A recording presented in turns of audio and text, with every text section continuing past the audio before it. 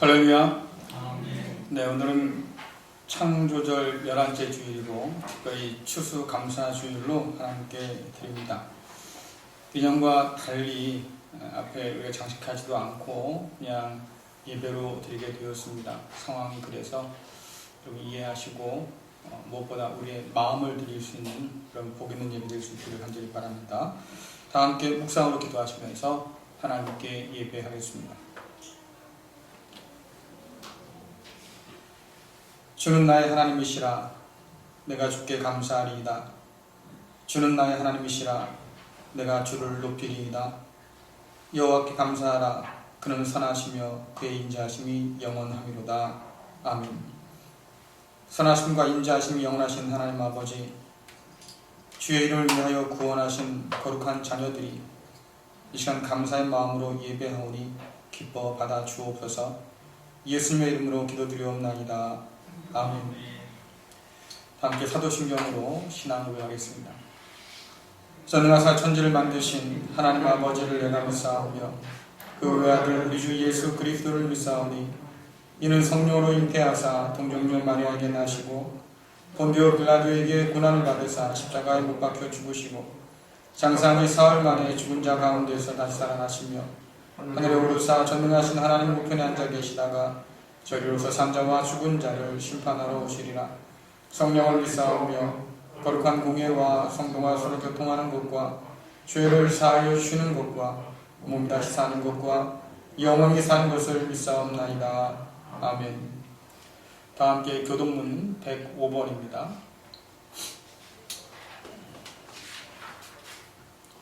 감사절 첫 번째 교동문입니다.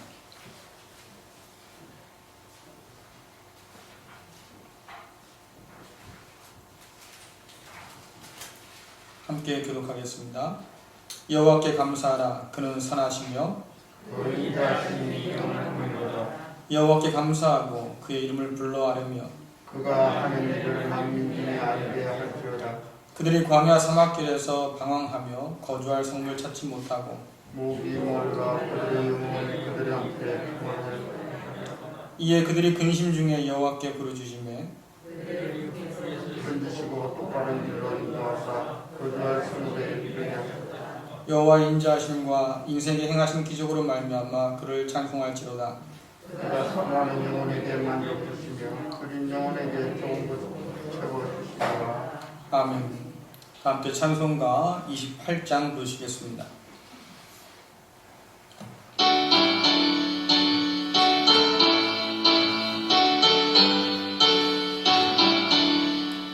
오래 그원 강림하사 찬송하게 하소서. 한량없이 자비하심 증량할 길 없도다. 천사들의 찬송가를 내게 가르치소서. 구속하신 그 사랑을 항상 찬송합니다. 주의 크신 도움 받아 이때까지 왔으니 이와 같이 천국에도 이르기를 바라네. 하나님의 품을 떠나 죄에 빠진 우리를 예수 구원하시려고 보혈 흘려주셨네. 주의 귀한 은혜 받고 일생 빚진 자들을 주의 은혜 사슬회사 나를 주께 내소서. 우리 마음을 연약하여 범죄하기 쉬우니 하나님이 받으시고 전무인을 지소서. 아멘.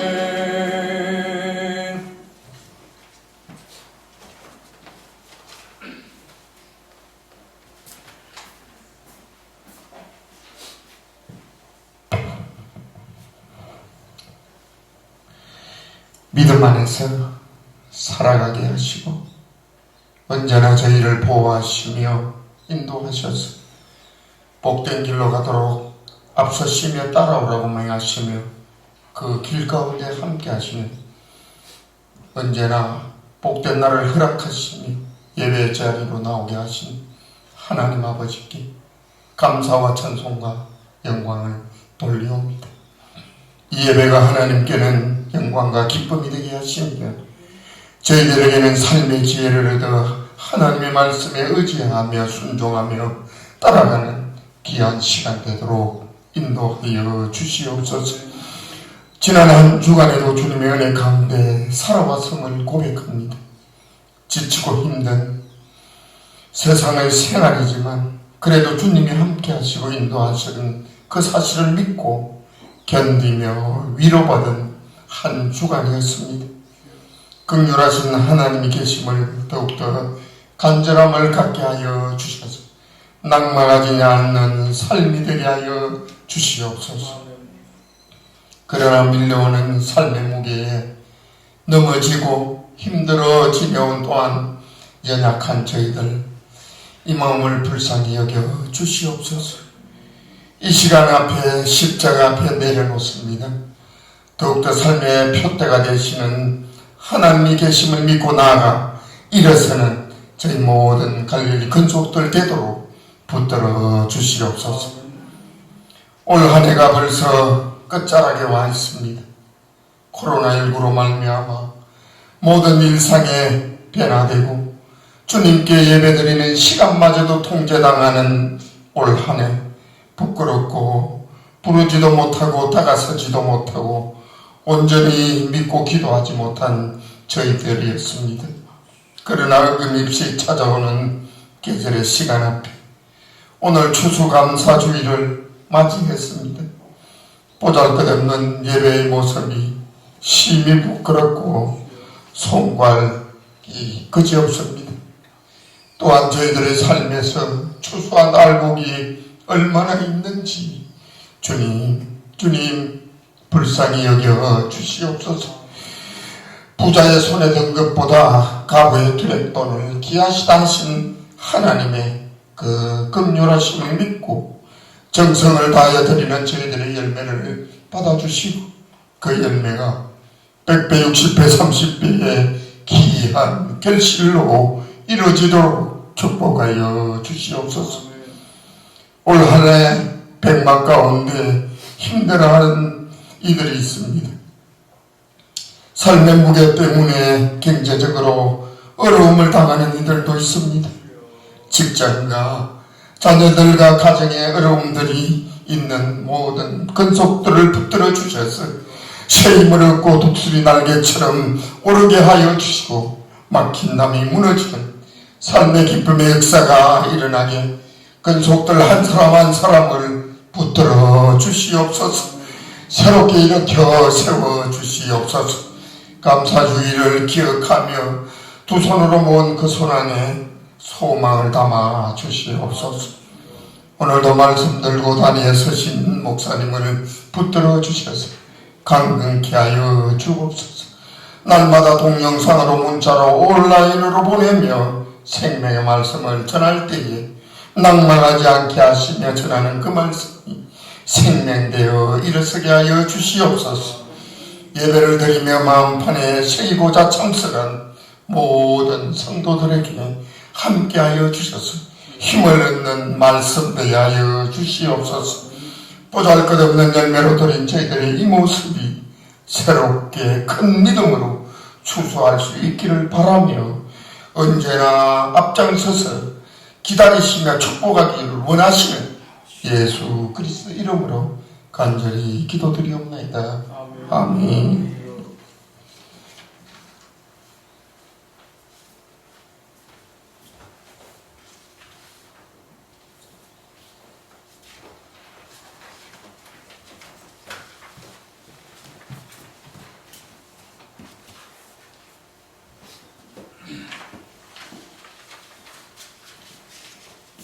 다 같이 일으키셔서 하나님의 말씀 받겠습니다.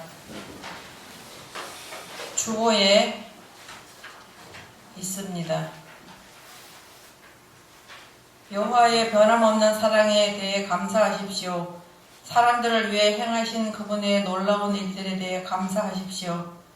감사의 예물을 드리고 기쁨의 노래로 여호와께 행하신 일들을 모든 사람들에게 전하십시오. 아멘. 이 말씀 따라 사는 동안 지치지 않게 하시고 이 말씀 따라 사는 동안 주님 나라 이루소서. 사랑해 주시기 바랍니다. 할렐루야. 네, 하나님의 은혜를 마음 깊이 감사하는 추수감사주일입니다. 함께 하신 여러분들께 감사드리고 또 주님의 이름으로 이 시간 축복합니다. 함께 인사 나누겠습니다. 사랑합니다. 축복합니다. 잘 됩니다. 사랑합니다. 축복합니다. 잘 됩니다.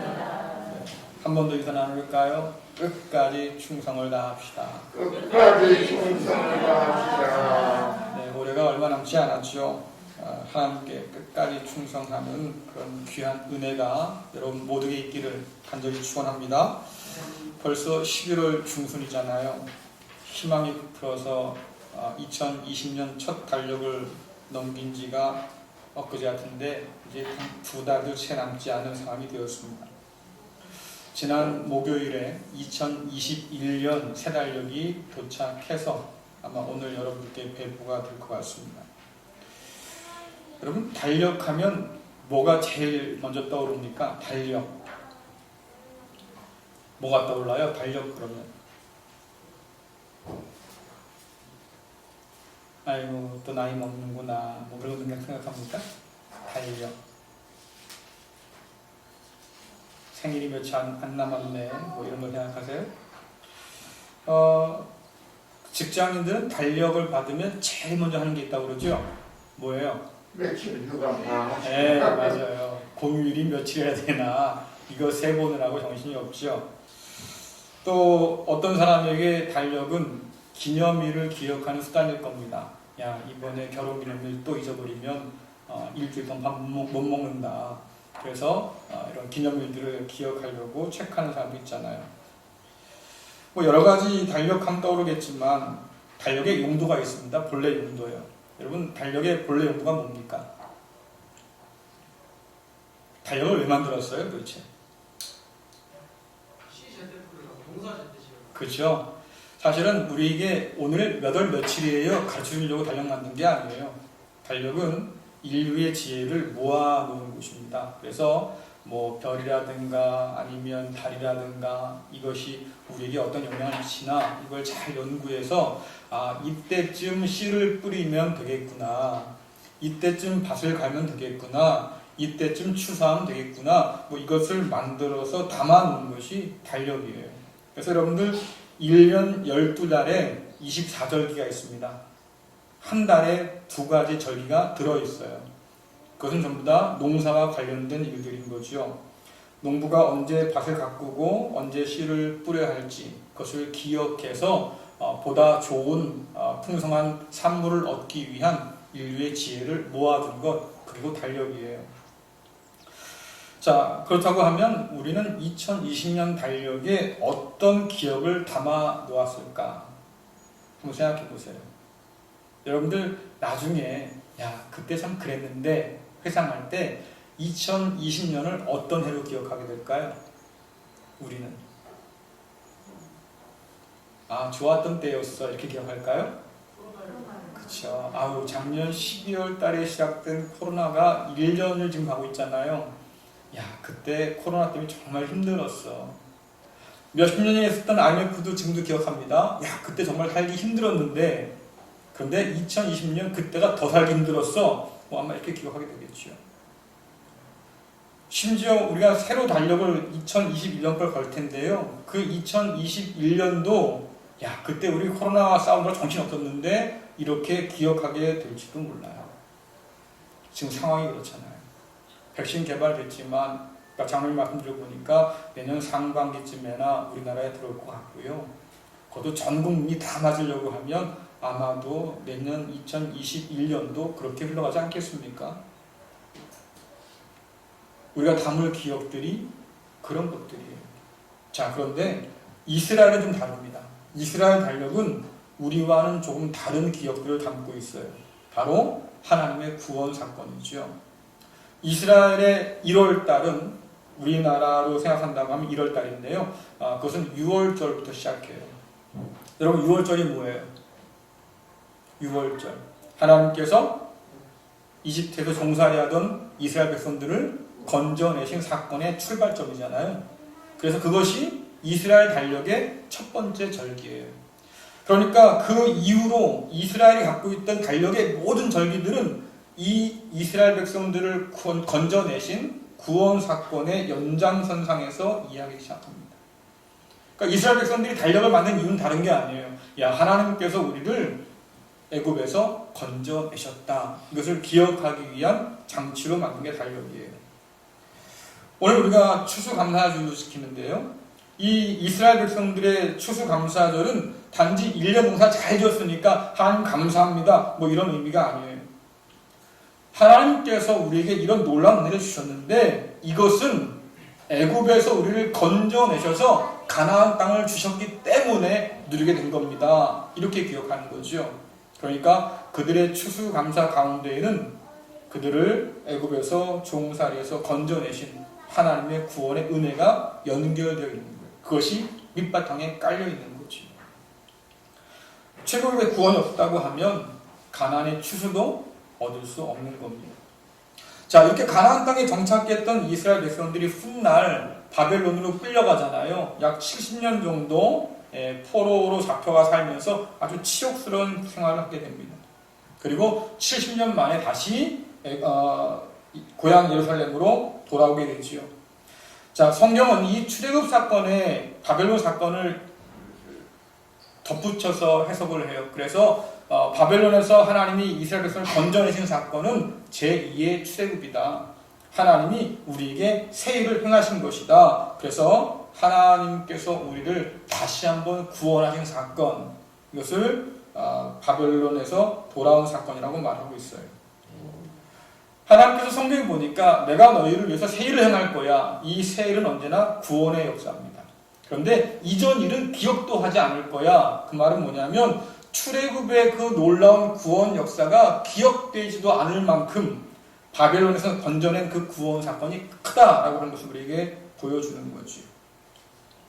하나님께서는 이스라엘 백성들을 바벨론 손에서 건져내셔서 뿔뿔이 흩어져 있던 그들을 한 곳에 모으셨어요. 예루살렘에 다시 모여서 그들이 예배하도록 만들어 주셨지요. 여러분들 시편 107편 오늘 말씀입니다. 1절부터 3절 말씀 주부했어요. 함께 읽겠습니다. 시작. 여호와께 감사하십시오. 그분은 선하시며 그분의 사랑은 영원하십니다. 여호와께 구원받은 사람들이여 이렇게 말하십시오. 여러분은 여호와께서 원수의 손으로부터 구원하시고 모든 나라들 중에 부르시고 동서남북으로부터 모은 사람들입니다. 아멘.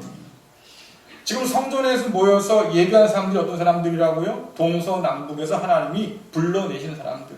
다시 말씀드리면 바벨론 포로에서 건져내셔서 성전에서 지금 예배하게 하신 사람들이에요.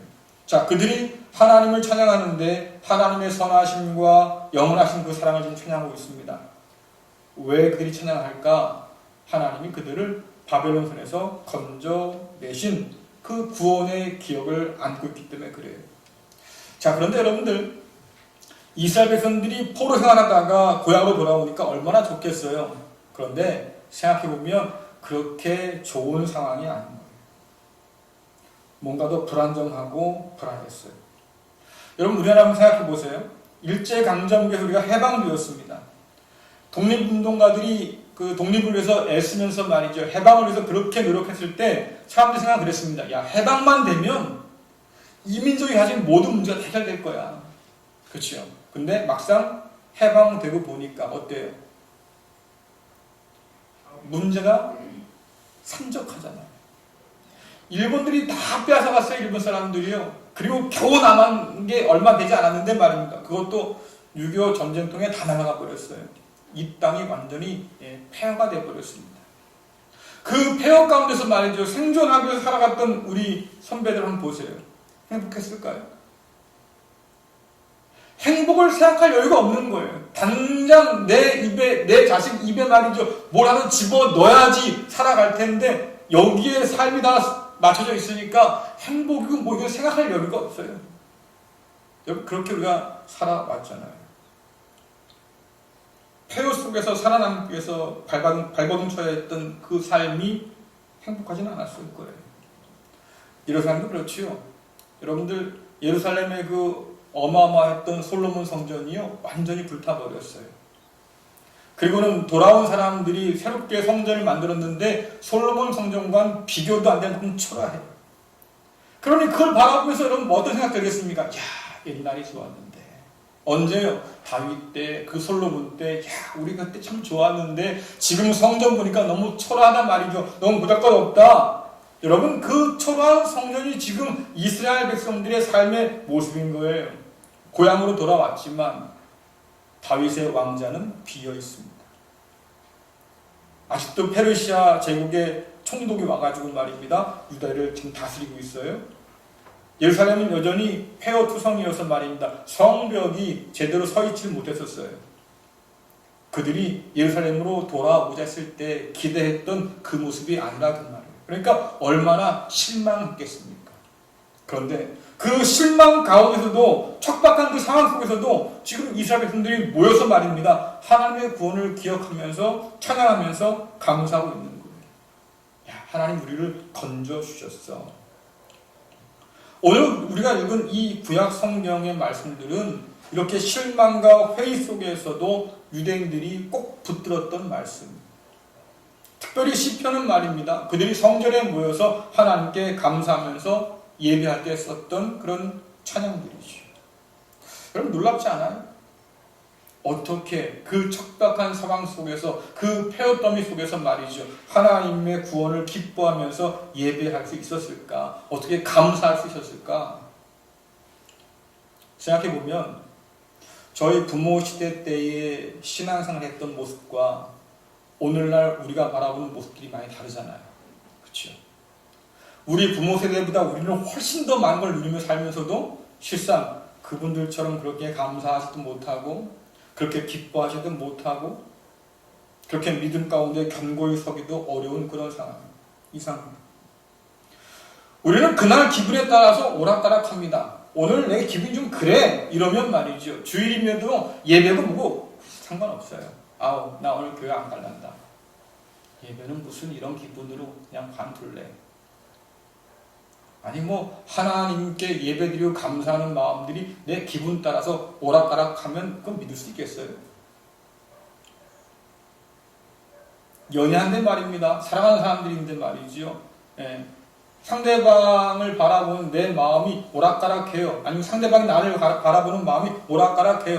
여러분 그럼 믿을 수 있겠어요? 믿기 어렵잖아요. 내 일이 뜻대로 되면 뭐 언제든지 감사할 텐데 말입니다. 뜻대로 안 돼요. 그러면요 오히려 원망과 불평이 앞서는 사람들이에요. 근데 뭐 감사할 게 뭐 이렇게 많겠어요. 그런데 이스라엘 백성들은 말이죠. 그 척박한 삶 속에서 초라한 성전에 모여서도 하나님의 구원을 기뻐하고 감사하면서 야 이렇게 하나님은 우리를 위해서 새 일을 행하셨으니 앞으로도 우리를 붙들어 주실 거야. 이런 믿음의 소망을 가지고 살아갔어요. 제가 보기에 그들이 하나님께 드렸던 이 감사의 수준은 일반적인 수준을 넘어서는 것이었습니다. 그리고 그들이 보여준 이 감사의 태도는 오늘 저와 여러분을 돌아보게 만들어요. 나는 과연 하나님께 어떤 감사를 드리고 있을까? 여러분들 흔히 감사에는 세 종류의 감사가 있다고 그래요. 첫 번째는 뭐냐면 만약에 감사해요. 만약에 감사. 만약에 이런 일들이 일어나면 그때 감사하지. 뭐 이런 거예요. 우리 남편이 승진한다고 하면 우리 아이가 시험에 합격한다고 하면, 이번 일만 잘 된다고 하면, 이번에 내가 집을 살 텐데 그 집값이 좀 잘 오른다고 하면 그때 가서 감사할 거야. 생각해 볼게. 뭐 이런 거예요. 근데 여러분 생각해 보세요. 그런 일들이 내 마음대로 잘 됩니까? 그렇죠. 그러니까 어떤 생각이 드는 거예요. 감사할 일이 살면서 그렇게 많지 않은 거예요. 야, 고마워. 감사할 게 뭐 있냐. 내 인생 이 모양인데. 이런 사람이 어떤 사람들이라고요? 만약에 이러하면 내가 감사할게 조건부로 내거는 사람. 두 번째는요, 때문에 감사하는 사람. 때문에 감사하는 사람. 아유, 이번에 시험에 붙었잖아. 아우, 하나님 감사합니다. 이번에 승진했잖아. 아우, 하나님 감사합니다. 그죠? 이번에 뭐 계획했던 게 잘 됐잖아. 하나님 참 감사합니다. 좋아요. 자, 그런데 문제는 뭐예요? 이렇게 감사할 일들이 가물에 콩나듯 난다 그 말이에요. 그러니까 평생 가봐야 감사할 일이 그렇게 많지가 않은 거죠. 감사할 일이 생기면 감사는 하지만, 그러나 그런 일들이 그렇게 자주 생기는 일들이 아니기 때문에 자주 감사하지도 못한다 그 말이에요. 대부분의 사람들이 이렇게 만약에 뭐뭐 한다고 하면 감사하지요. 또 나는 이것 때문에 감사합니다. 뭐 이런 수준에 머물러요. 자, 그런데 좀 더 높은 수준의 감사가 있다고 그래요. 세 번째 수준의 감사예요. 그것은 조건이나 아니면 이유에 관계없이 드리는 감사예요. 내 상황과 관계없이 드리는 감사. 그러니까 세상 사람들이 참 이해하기 어려운 감사입니다. 아니, 어떻게 그런 상황에서 감사할 수 있어? 이해할 수가 없어요. 오히려 큰 어려움 속에서 깨닫게 되는 감사가 있죠. 아이고야, 참 감사한 일이다. 그런 일을 당해서도 내가 낙심하지 않았구나. 그런 일이 있으면 내가 무너지지 않았구나 말입니다. 예? 그렇게 큰 괴로움을 당해도 내가 포기하지 않고 말이지 싸우고 있구나. 참 감사하다. 이런 감사가 있다 그 말이에요. 조건이나 이유보다는 하나님을 변함없이 신뢰하기 때문에 드리는 감사. 오늘 이사야 선생님이 보여준 것처럼 바벨론 포로에서 돌아와서 그 사람들이 척박하고 여전히 초라한데도 불구하고 하나님의 성전 안에 모여서 예배하면서 하나님께 감사드렸던 그런 감사. 오늘 저와 여러분에게는 이런 감사가 있을까요? 한번 생각해 보세요. 시편 107편에 보면 포로로 살아왔던 지난날의 그런 암울한 모습들을 네 가지로 회상하면서 우리에게 보여주고 있어요. 첫 번째가 뭐냐면, 야, 그때 우리 광야에 버려진 것 같았어. 여러분들 주보였습니다. 4절, 5절 같이 한번 읽겠습니다. 시작. 어떤 사람들은 버려진 광야에서 헤매고 정착할 만한 마을을 찾지 못했습니다. 배고프고 목말랐으며 기운을 잃고 점점 약해졌습니다. 아멘. 버려진 광야라고 하는 것은 그야말로 사람이 살기 어려운 그런 황무지예요. 정착해서 살 마을을 찾을 수도 없어서 이리저리 헤맬 수밖에 없었던 그런 모습을 보여주잖아요. 여러분, 우리가 고향을 떠나와서도 말입니다. 정부치고 살면 고향이지 이렇게 말하잖아요. 근데 이스라엘 백성들이 포로로 잡혀갔던 그 바벨론은 무려 70년을 살아도 말입니다. 정부칠 만한 곳이 못 됐어요. 야, 여기 내가 살 곳이 아니구나. 하나님 말씀하십니다. 너희들 포로 잡혀가거들랑 금방 못 나올 거야. 내가 70년을 푹 담궈둘 거거든. 그러니까 집 짓고 땅 살 수 있는 땅도 사고 농사 지어서 먹고 살고 견디고 있어라. 하나님 말씀하셨어요. 그런데 말씀대로 그렇게 땅도 사고 집도 짓고 말입니다. 농사도 짓고 살았지만 결론이 뭐예요? 아, 거기 우리가 머물 곳이 못 되더라. 정부 치고 살 땅은 못 되더라. 우리가 돌아갈 곳이 어딥니까? 예루살렘밖에 없더라. 살면 살수록 예루살렘에 관한 그런 마음이 더 간절해지는 곳, 그것이 바로 바벨론이었어요. 그 바벨론 땅에서 그들은 나그네처럼 말이죠. 그렇게 살아야 했습니다. 배고프고 목마르고 그래서 기운 차릴 수 없어서 사람들이 낙심하고 죽어가기도 했어요. 마치 목자의 품을 떠난 양처럼, 혹은 말입니다. 생수로 가득 찬 하나님을 떠나서 물을 저장하지 못한 터진 웅덩이 같은 그런 우상에게 뿌리를 내면서 살아야 했던 그런 어리석은 나무처럼. 그들은 버려진 광야에서 헤매며 살던 사람이었어요. 두 번째는요, 어둠과 사망의 그늘 속에 앉아있던 상황으로 묘사합니다. 여러분 10절 말씀 읽어볼까요? 시작. 어떤 사람들은 어둠과 사망의 그늘 속에 앉아 있습니다. 쇠사슬에 매여 고통 중에 있는 죄술과 같았습니다. 우리가 바벨론에서 포로 생활할 때에 우리는 버려진 광야를 헤매던 사람 같았고, 두 번째는 뭐예요? 어둠과 사망의 그늘에 앉아있던 죄수 같았어 라고. 여러분, 죄수가 요즘에는 그래도 번듯한 방에 집어넣고 밥도 잘 주잖아요. 그죠? 꼬박꼬박 운동도 시켜주고 또 기술도 기술도 만들어주고 말입니다. 여러 가지 복지를 그래도 제공해주지 않습니까? 옛날엔 그런 게 없어요. 그냥 구덩이 파가지고 집어넣고 위에다가 창살 하나 달면 그게 감옥이에요. 이런 끔찍한 곳이었습니다. 그런 곳에서 말입니다. 이렇게 쇠사슬에 묶여서 말이죠. 그 어둠 가운데 그냥 웅크리고 있는 거예요. 언제 풀려날까 기약이 없어요. 그들이 그 감옥 속에서 낙심해도 말입니다. 위로하고 일으켜줄 사람이 하나도 없어요. 사람들 기억 속에 그들은 잊혀집니다. 언제 풀려날지 아무도 알지 못해요. 하나님께서 말씀하시죠. 이스라엘 백성에게 너희가 바벨론 땅에서 마치 죄수가 죄값을 치르는 것처럼 그렇게 있다가 나오게 될 거다. 하나님 말씀처럼 그들은 바벨론에서 어둠과 사망의 그늘 속에 앉아있던 죄수와 같이 살았어요. 세 번째 모습은요, 지독한 병에 걸린 모습이에요.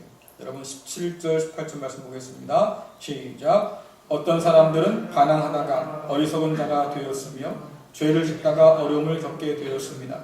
그들은 모든 음식을 싫어하게 되었으며 결국 죽음의 문턱 가까이에 가게 되었습니다. 아멘. 여러분, 몸의 기능이 떨어지고 아프면 뭐가 또 떨어져요? 입맛이 떨어져요. 그렇죠? 아우, 소태 씹는 것 같아, 모래 씹는 것 같아. 음식을 입에 대기를 거절하게 되죠. 왜? 아프니까.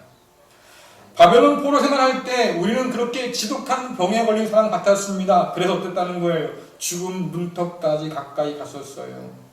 여러분들, 바벨론 포로 생활은 이제 이스라엘은 끝났어, 이런 사망 선고가 같았습니다. 이스라엘은 중병이 들어서 죽음을 기다리면서 간신히 쉼만 할딱할딱 쉬고 있는 그런 중환자와 같은 사람들이었다, 그 말이에요. 이스라엘 백성들에게 바벨론 땅은 사망의 땅입니다. 우상의 땅이에요. 죽음의 땅이죠. 거기서 살아가는데 누가 돌보긴 하겠습니까? 아무도 돌아보는 이가 없어요. 바벨론 포로 살면서 우리는 중환자와 같았습니다. 살기를 바라지만 그러나 살 수 없는 그런 사람들이었어요 라고 하는 거죠. 자, 네 번째는 말이죠, 바다 가운데 폭풍을 만난 상황으로 묘사하고 있어요. 자, 26절 17절 보겠습니다. 시작. 그들의 배가 높이 올라갔다가 깊은 바다 속으로 내려왔습니다. 그들은 두려움으로 인하여 간담이 녹아내렸습니다. 그들은 술 취한 사람처럼 비틀거리고 흔들거렸으며 어쩔 바를 몰라 하였습니다. 아멘. 지난번에 한 말씀드렸죠. 여러분들, 이스라엘 백성들에게 바다라고 하는 것은 하나님을 모르는 이방 민족들 혹은 악한 세력을 상징한다고 했습니다. 물이 바다를 덮는 것처럼 이럴 때 그 바다라고 하는 것은 이방 지역까지 하나님을 아는 지식이 그렇게 가득 찰 것이다, 이런 뜻이에요. 자, 포로 잡혀간 이스라엘은 어떤 사람들이냐? 마치 높은 파도에 이리저리 흔들리다가 배가 말이죠, 파도 끝까지 올라갔다가 툭 떨어지잖아요. 그런 것처럼 그렇게 불안정하게 살았다. 언제 배가 부서질지 모를 만큼 그런 끔찍한 두려움 가운데 살았다, 그 말. 어디서 도움의 손길을 찾을 수 없어요. 비틀거리고 흔들거리면서 말입니다. 어찌할 바를 모르는 그들의 모습들, 그저 기다릴 수 있는 게 뭐겠습니까? 야, 이러다 죽겠구나, 이러다 죽는구나, 이것밖에는 생각할 수 없는 것. 이 모든 네 가지의 상황들이 공통점이 뭐냐라고 하니까 무기력이에요. 절망이에요. 우린 그때 버려진 광야를 헤매는 사람들 같았습니다. 우린 그때 어둠 가운데 쇠사슬에 묶여있는 죄인같이 살았습니다. 우린 그때 죽음을 바로 눈앞에 둔 중환자처럼 그렇게 살았습니다. 우리는 폭풍 가운데 표류하면서 말이죠. 난파 직전에 있는 그런 배에 탄 사람처럼 이렇게 살았습니다. 언제요? 바벨론 포로로 살았을 때에. 자, 그런데 그들이 그 가운데 할 수 있는 일이 뭐겠어요? 도울 자가 아무도 없는데 할 수 있는 게 뭐겠습니까? 기도였어요. 하나님, 우리 어떡합니까? 우리가 어떻게 살아야 됩니까? 애굽에서 고난당할 때에도 그들은 하나님께 부르짖었습니다. 하나님, 언제까지 우리가 이런 고난 가운데 있어야 하겠습니까? 바벨론에서 고난당할 때도 그들이 또 부르짖었어요. 하나님, 언제까지 우리를 이들 손에 그냥 맡겨두시겠습니까? 아마 이 자리에 나와 계신 여러분들도 각기 다른 상황에서 나왔을 거예요. 우리 중 누군가는 막막한 인생의 광야를 지난 중일 겁니다. 야, 앞으로 어떻게 살아야 되냐? 오늘 기도하신 것처럼 말이죠. 삶의 무게가 너무나 무거워서 그 짐을 끌어안고 지금 가긴 가지만, 야, 이거 어디로 가야 돼? 이 막막한 인생을 어떻게 살까? 우리 중에 누군가는 말이죠. 죄의 어두운 그늘 가운데서 지금 씨름하는 사람도 있을 거예요. 멀쩡해 보이긴 하는데 말입니다. 겉으로는.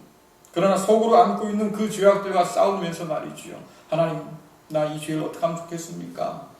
그런 마음으로 살아가기도 하겠죠. 우리 중에 누군가는 말입니다. 병과 싸울지도 모르겠어요. 그것이 영혼의 질병이든 몸의 질병이든 말이죠. 그 병을 두고 싸우고 있을 겁니다. 우리 중 누군가는 인생의 풍파로 말미암아서 지금 표를 죽일 거예요. 각기 다른 상황 속에서 우리가 이 자리에 지금 모여 있잖아요. 여러분 각자의 상황들이 편합니까? 아니에요. 다 힘들어요. 다 괴로워요. 그런데다가 설상가상으로 어떻습니까? 코로나19가 찾아왔어요. 그와 함께 맞물린 여러 상황들 힘들잖아요. 주저앉기 일보 직전이에요. 감당이 힘들어요. 우리 중에 누군가 또 그럴 겁니다. 야, 옛날 같지 않네. 옛날 우리 참 좋았는데. 과거에 비해서 초라해지고 있는 자신을 보면서 실망하기도 하고 낙심하기도 할 거예요. 막막한 절망과 씨름하는 것을 여러분 누가 즐겁다고 하겠습니까? 그저 견딜 수밖에 없는 상황을 누가 기분 좋다고 하겠어요? 뭔가 변화가 있고 말입니다. 뭔가 계획한 것이 탁탁 이루어지고 말이죠. 앞으로 치고 나갈 때 기분 좋은 거지. 그때 그럴 거 아닙니까? 야, 살만난다. 그런데 하는 일마다 막히고 계획하는 일마다 무너지고, 야, 지금 내가 할 수 있는 게 뭘까? 그냥 버티는 거야. 버티는 거. 저는 우리 그 삼거리 앞에 오다 보면은 김치찌개 집이 하나 생겼어요. 저는 가본 일은 없는데요. 오다 가다 보면 참 걱정돼요. 손님을 볼 수가 없어요. 저녁 시간에 사람들이 많을 때인데도 거기는 손님들이 없어요. 그럼 가다 그래요. 집사람한테. 여보, 저기 아직도 하고 있네. 버티는 걸까? 돈이 많은 사람인가? 여러분, 버티는 건 기분 좋은 일이 아니에요. 견디는 건 쉬운 일이 아니에요. 수많은 그런 삶의 짐들을 감당하면서 말입니다. 견뎌내고 있다고 하는 거, 그것은 그렇게 유쾌한 일이 아니라 그 말이에요. 그런 상황 속에서 우리가 이 자리에 나왔어요. 기쁨을 가지고, 감사를 가지고, 아니요, 오히려 하나님께 부르짖는 마음도 클 거예요. 하나님, 나 어떡합니까? 오늘 추수감사주일인데 말이죠. 내가 하나님께 감사드려야겠는데, 아니 감사는커녕 내 마음 가운데 걱정과 힘이 너무나 커서 말이죠. 나 하나님께 부르짖어 나왔어요. 하나님, 나 어떡합니까? 나 어떻게 살지요? 내가 언제까지 버틸 수 있겠습니까, 하나님? 내가 언제까지 견뎌야 할까요? 이런 질문을 안고 하나님 앞에 나오잖아요. 그런데 이런 우리에게 시편 107편의 사람들은 딴 사람 같아요. 아니, 어떻게 감사할 수 있지, 이 사람들? 어떻게 하나님의 인자하심과 그 변함없는 사랑이 있다고 말이지요. 그렇게 믿으면서 지금 찬양하면서 감사할 수 있을까? 이해가 안 되는데 오늘 그 모습을 우리가 지금 보고 있는 거잖아요. 우리랑 다른 사람들에서 이럴까요? 여러분들 시편 107편 오늘 읽은 말씀이에요. 21절 22절 읽어보겠습니다. 시작. 여호와의 변함없는 사랑에 대해 감사하십시오. 사람들을 위해 행하신 그분의 놀라운 일들에 대해 감사하십시오. 감사 예물을 드리고 기쁨의 노래로 여호와께서 행하신 일들을 모든 사람들에게 전하십시오. 아멘. 무기력과 절망 속에 있던 백성들이 지금 하나님 앞에 모여서 예배하고 있는 거예요. 그들이 모두 한 마음으로 한 목소리를 말이죠. 하나님은 선하시다. 하나님의 사랑은 영원하다 말입니다. 지금 찬양하고 있어요. 어떻게 해요? 그들이 하나님께서 행하신 놀라운 구원의 그 일들을 지금 기억하면서 감사하고 있는 거예요. 야, 하나님께서 그 바벨론 땅에서 말이지 우리가 살만한 이 예루살렘으로 인도해 주셨구나. 그들이 우리를 논문과 새 빗장으로 말이죠 단단히 가지고 있었는데 하나님 그걸 깨뜨려 버리시고 우리를 건져내셨구나. 말씀으로 우리를 치료하시고 말입니다. 무덤 가운데 우리를 살게 하셔서 다시 하나님 백성 되게 하여 주셨구나. 바람과 파도가 우리를 집어삼키고 다가왔는데 말입니다. 하나님께서 명령하셔서 잠잠케 하시고 우리를 안전한 항구로 지금 인도해 주셨구나. 아직도 예루살렘은 비참하고 아직도 예루살렘은 폐허고 우리가 기댔던 그 나라는 아니지만 그래도 하나님께서 우리를 하나님 백성으로 다시 삼아 주셨구나. 여러분 그 초라한 성전에서 하나님께 예배하며 감사할 때 그들이 마음에 새긴 것이 있어요. 아, 하나님이 여전하셔서 한결같으셔서 우리를 다시 하나님의 백성으로 삼아 주셨구나. 그 사람이 너무 감사한 거죠. 나는 죄인이었고 나는 보잘것없는 병자였고 말입니다. 나는 하나님을 떠나서 광야를 헤매는 그런 불순종했던 사람인데 이런 나를 하나님께서는 다시 사랑해 주셔서 자녀 삼으시고 약속한 대로 말입니다. 다시 고향으로 돌아오게 하셨구나.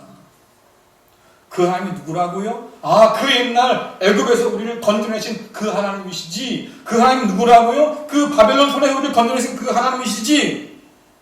그렇다고 하면 이 하나님께서 우리를 이 상황에서 다시 건져 주시겠지. 하나님 한결같은 분이시니까, 변함없는 분이시니까, 여전히 우리를 사랑하시는 분이시니까 그 백성에게 새로운 구원을 허락해 주시겠지 기대가 생기잖아요. 오늘 이 자리에 앉아 계신 여러분들은 오늘 이 시편 107편을 통해서 어떤 하나님을 만납니까? 우리는 아까 말씀드린 것처럼 탄식하며 나왔어요. 부르시며 나왔어요. 하나님 언제까지 이렇게 기다려야 돼요? 언제까지 참아야 돼요? 이런 마음으로 나왔어요. 그런데 이 시편의 말씀 앞에서 우리는 어떤 하나님을 발견하게 됩니다. 이스라엘 백성들은 변함없이 우리를 사랑하신 하나님을 발견했어요. 그 인자하심이 크고 영원하신 하나님을 발견했어요. 그 하나님을 만난 우리가 될 수 있기를 간절히 축원합니다. 저는 이 시편 107편을 묵상하다가 신앙의 자유를 위해서 미국으로 건너간 영국 청교도들이 생각났습니다. 1558년도에 당시 영국 엘리자베스 1세 여왕이 수장령을 선포했습니다. 이 수장령이라고 하는 것은 자신이 국가의 머리이고 또 더불어서 교회의 머리다 이렇게 선포하는 거예요. 영국은 카톨릭에서 갈라져 나온 사람들이거든요. 그래서 그 영국 성공회가 카톨릭으로서 벗어났어요. 근데 카톨릭은 교황이 있잖아요. 영국의 성공회는 누가 있어요? 교황을 섬길 수는 없는 거니까 그래서 여왕이 내가 교회의 머리야 자신이 교회의 주인이 되어버린 거죠. 자, 근데 이것이 청교도들 마음에 걸린 거예요. 야, 교회의 주인은 예수 그리스도밖에 없는데 어떻게 여왕이 교회의 주인이라 말할 수 있느냐? 안 된다. 그러니까 여왕이 보니까 너무 건방진 거예요. 야, 내가 여왕인데 내가 교회의 머리라고 선언했는데 네가 뭐라고? 그래서 청교도들을 탄압하기 시작했어요. 그 탄압이 너무 심해서 도저히 살 수가 없으니까 이 청교도들이 신앙의 자유를 찾기 위해서 뿔뿔이 도망쳤는데 그 중에 하나가 미국 신대륙이었습니다. 그래서 메이플라워라고 하는 배에 102명이 탔어요. 102명의 청교도가 그 배를 타고 대서양을 건너서 미국을 가는데 63일이 걸렸습니다. 약 2달 동안 배를 타고 간 거예요. 그 배를 타고 가는 동안에 말입니다. 얼마나 힘들었겠어요. 근데 그들이 기록을 보면 우리는 날마다 시편으로 찬양하면서 하나님께 기도하면서 63일을 버텼습니다. 이렇게 돼 있어요. 그리고는 신대륙에 도착했습니다. 도착한 날이 마침 토요일이에요. 여러분 63일을 말이죠. 배를 타고 왔으니까 당장이라도 지금 육지를 밟아야 되지 않겠어요? 근데 배에서 안 내려요. 왜? 야 오늘 토요일이잖아. 내일이 주일이니까 우리 여기서 기다려서 주일까지 다 마치고 그리고 내려갑시다. 이거 대단하지 않습니까? 그래서 주일을 그렇게 무사히 마치고 배에서 내렸어요. 자, 문제는 여러분들 신대륙은 바다보다 더 혹독해요. 그때가 11월 중순, 지금쯤이죠. 11월 중순이라고 그러는데 그때 날씨가 엄청 추웠다고 그래요. 그 추위 가운데서 질병과 식량 부족, 또 원주민들의 냉대, 낯선 사람이 다가오니까 싫어할 수밖에 없잖아요. 또 들짐 분들의 위협, 집도 없죠. 아무것도 없어요. 그런 상황 속에서 여러분들 사람이 102명 중에서 50명이 죽었어요. 추위와 굶주림 가운데서. 기록에 보니까 하루에 2-3명씩 죽어나갔대요. 그러니 여러분들 신앙 안에서 함께 동고동락하며 살던 사람이 그렇게 죽어가는데 얼마나 허벌쁘겠어요, 마음이. 그래도 그들이 제일 먼저 지은 게 뭐라고요? 교회. 그 다음에 자기들이 살 집들을 짓고 그 겨울을 견뎌냈습니다. 남은 사람 50명인데 그 사람 가운데 그나마도 좀 힘 있는 사람들이 밭을 가기 시작했어요. 그 다음 봄에 말이죠. 그런데 하나님께서 그들에게 좋은 것을 많이 주셨습니다. 그래서 가을에 그 추수한 것들을 가지고 처음으로 하나님께 추수감사 예배로 드린 것이 오늘날 추수감사주일의 유래라 그래요. 자, 그들이 하나님께 뭐라고 감사했겠습니까? 하나님, 이렇게 풍성을 주셔서 감사합니다. 이건 맨 마지막이에요. 처음부터 기억하는 거죠. 하나님, 무사히 바다를 건너게 하신 것도 감사드려요. 그 엄동설안의 말입니다. 황무지에서 살아남게 하신 것도 감사드리고. 그래서 우리가 신앙의 자유를 가지고 말입니다. 마음껏 하나님을 예배할 것도 감사드리고. 그리고 우리가 애쓰고 농사한 것에 풍성함을 주셔서 하나님 감사합니다. 이게 감사의 제목들이 있어요.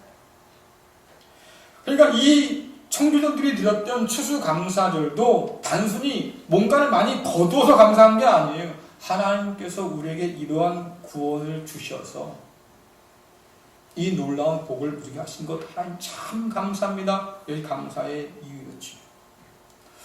사랑하는 성도 여러분, 여러분들은 오늘 이 자리에 나왔는데 무엇으로 하나님께 감사하고 싶어요? 요즘 사람들이 이 감사를 심리학적으로 좀 많이 접근하는 것 같아요. 그래서 기독교 서점에 가보면 감사에 관한 책이 참 많이 나오는데 대부분 어떤 거냐면 감사하면 여러분께 좋아요 이런 거예요. 감사하기 시작하면 여러분 주변 환경을 좀 더 긍정적으로 보게 되고 삶이 말이죠 좀 더 이게 편안해지고 그래서 심장병도 좀 줄고 말입니다. 건강에 도움이 돼요. 이렇게 설명하는 사람들이 많아요. 긍정적인 생각을 가지고 감사를 많이 하는 사람들은 말입니다. 다른 사람에 비해서 면역력이 1.4배나 높다고 해요. 이런 것들도 기록이 되어 있고요. 자, 이런 모든 얘기들은 어떤 식이냐면 감사가 매우 쓸모있는 것이어서 유익한 것이어서 어쨌든 여러분들 감사하며 살아요. 이렇게 우리에게 지금 충고해주고 있는 거죠. 어떤 사람은 또 그런 말도 합니다. 여러분 하루에 감사를 100번 하시면 여러분 인생에 기적이 일어나요. 뭐 이런 사람도 있어요. 제가 좀 한심한 일인데 많은 사람이 여기 섰거든요 지금. 그래서 우리가 행복하고 건강하게 살려고 하면 감사하며 살아라 뭐 이런 얘기도 우리가 한단 말이죠. 자, 그런데 여러분들 우리가 감사한 것은 건강하기 위해서 감사하는 게 아니에요. 긍정적인 사람이 되려고 감사하는 게 아니라 그 말이에요. 남보다 행복하게 살고 싶어서 감사하는 게 아니라 그 말이에요. 우리의 감사는 행복이나 건강을 얻는 수단이 아니라 그 말입니다. 그것은 성경적 감사가 아니에요. 우리가 하나님께 드리는 감사는 하나님께서 변함없기 때문에 드리는 감사예요. 우리의 상황은 여러 가지로 변하지만 그러나 그 가운데서 여전히 하나님은 우리를 변함없이 사랑하시고 그 인자하심이 영원하셔서 결코 우리를 버리지 않는구나. 그 하나님이 계시기 때문에 지금 우리는 감사하는 거예요. 그 하나님께서 우리를 위해서 위대한 일을 행하셔서 이스라엘 백성들을 애굽에서 건져내신 것처럼 바벨론에서 건져내신 것처럼 그리스도 예수를 통해서 말입니다. 죄와 사망에서 우리를 건져내셔서 어둠 가운데서 끌어내셔서 하나님께 드리셨고 우리가 하나님의 백성과 자녀 되게 하셨구나. 이제 우리를 어둠 가운데서 끌어내서 빛의 나라로 들어가게 하셨구나. 하나님 참 감사합니다. 하나님이 계시기 때문에 감사하는 거예요. 약속하신 것대로 이루시고 행하시는 분, 그 하나님께서 오늘 저와 여러분을 붙들고 있다고 하면 이 척박한 삶을 살더라도 우리에게는 소망이 있겠구나. 하나님 참 감사합니다. 그래서 감사하는 거예요. 교회는 여러분 감사하면 행복해집니다. 감사하면 마음이 편안해져요. 감사하면 여러분 하는 일이 잘 됩니다. 이런 얘기하는 것이 아니고요. 하나님께서 우리를 구원하셨기에 감사가 가르치는 거예요. 그것이 바로 교회가 드리는 감사의 의미예요. 또 다른 시편 50편에서 하나님은 이런 믿음으로 감사하는 자들을 기뻐하신다고 말씀하십니다. 자, 시편 50편 14절부터 15절 또 23절 말씀 같이 읽겠습니다. 시작. 하나님께 감사하는 제사를 드려라.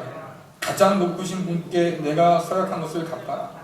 그리고 어려울 때 내게 부르짖어라. 내가 너를 건지겠고 그러면 내가 나를 높일 것이다. 감사의 제사를 드리는 사람이 나를 높이고 길을 예비하는 자이니 내가 그들에게 하나님의 구원을 보여줄 것이다. 아멘. 감사는 하나님의 구원하심을 인정하고 예배하는 것. 하나님의 구원을 기뻐하는 자는 하나님이 끝까지 붙들어 주시고 인도해 주십니다. 어떤 상황에서도 한결같은 믿음은 한결같은 하나님의 은혜의 통로가 되어주고 하나님의 구원에 감사한다고 하는 것은 결국 하나님의 은혜 안에 머물며 사는 놀라운 복을 우리에게 허락해 주지요. 오늘 시인이 찬양한 것처럼 하나님의 사랑은 끝이 없어요. 하나님의 은혜는 다함이 없습니다. 추수감사의 예배를 드리는 오늘 우리의 여러 상황에도 불구하고 우리는 하나님 앞에 나왔어요. 오늘 시인들이 고백했던 것처럼 하나님의 구원으로 인하여 감사하는 저와 여러분 될 수 있기를 간절히 축원합니다.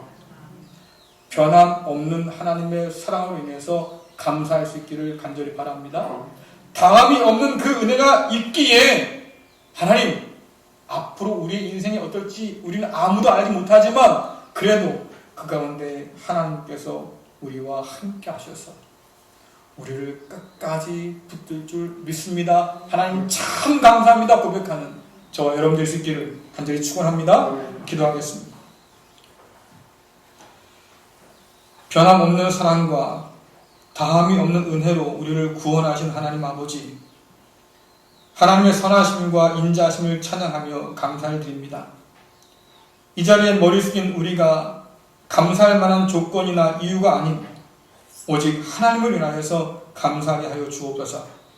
어떤 상황에서도 우리를 잊지 않으시고 부르짖음을 들으시며 찾아와 건지시는 하나님 아버지의 그 사랑을 잊지 않게 하여 주셔서 평생을 다해서 감사하며 하나님을 섬기는 은혜 가운데 살게 하여 주옵소서.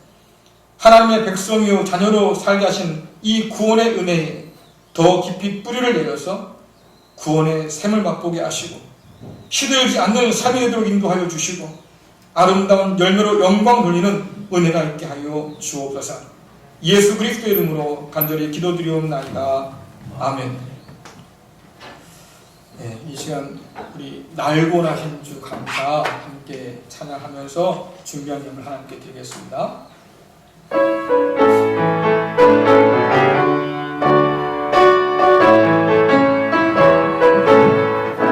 날고 나신 주 감사 모든 것 주신 감사 주의 주님의 감사 주의 곁에 계시네 향기로운 공전의 감사 외로운 가을 날 감사 사라진 눈물도 감사 나의 영혼 강하네 응답하신 기도 감사 거절하신 것 감사 애처나은 평강 감사 모든 것 채우시네 아픔과 기쁨도 감사 정말 주님도 감사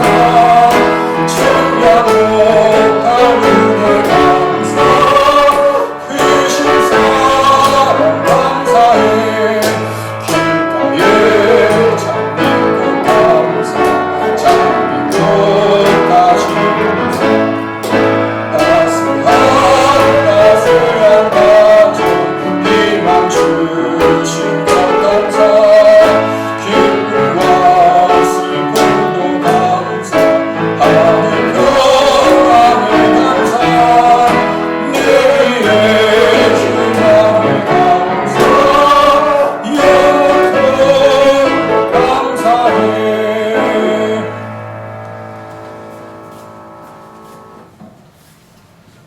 기도하겠습니다. 자, 그러신 하나님 아버지, 한 해를 돌아보며 베풀어 주신 놀라운 은혜를 기억합니다. 어려운 날들이 계속 이어지는 가운데서도 삶을 소망으로 채우셔서 믿음으로 살게 하여 주시니 참 감사드립니다. 우리에게 가장 필요한 것이 무엇인지 잘 아시기에 언제나 우리가 구한 것보다 더 좋은 것을 주심도 감사를 드립니다. 주님께로부터 온 모든 것이 귀하고 좋은 것임을 깨닫게 하여 주셔서 범사에 감사가 넘치는 삶 되도록 주여 도와주옵소서. 하나님의 큰 은혜를 기억하고 감사하면서 이 시간 예물을 올려드립니다. 하나님 기쁘게 받아 주옵소서. 또한 우리의 삶 가운데 언제나 함께 하셔서 하늘의 풍성함으로 덧입혀 주옵소서. 우리의 삶이 하나님께서 받으실 만한 산 제물로 드려지는 은혜가 있도록 하나님 역사하여 주옵소서. 예수님의 이름으로 기도드리옵나이다. 아멘. 이 시간 다 함께 일어나셔서 찬송가 449장 1절 부르시겠습니다.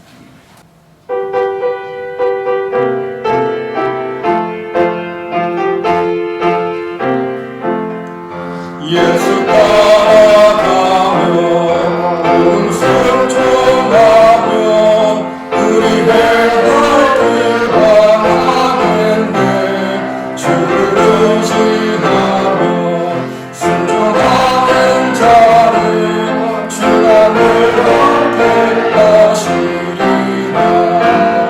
의지하고 순종하는 길을 예수 안에 즐겁고 복된 길이로다. 기도하겠습니다. 이제는 우리를 구원하여 주신 우리 주 예수 그리스도의 은혜와 변함없는 사랑과 다함이 없는 은혜로 붙들어 주시는 하나님 아버지의 그 크신 사랑하심과 하나님의 그 은혜 안에서 감사로 충만한 삶으로 인도하시는 성령님의 역사하심이 구원의 은혜를 기억하고 감사하면서 하나님의 새해를 기대하며 사랑하는 갈릴리 교회 모든 성도들과 저들의 가정과 자녀와 기업 가운데 또한 남은 날들을 최선을 다해 살면서 하나님께 기쁨이 되기를 원하는 모든 성도들에게 영원토록 함께 하시기를 간절히 축원하옵나이다. 아멘.